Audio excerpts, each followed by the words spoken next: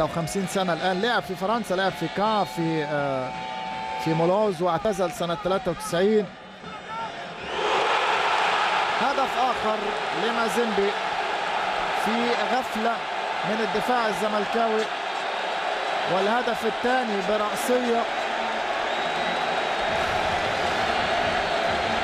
يشتعل الملعب، تشتعل المدرجات بهدف ثاني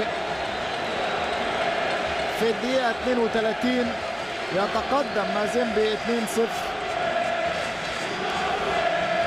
رأسية من ساماتا بنفس الأخطاء المكررة وبنفس السيناريو.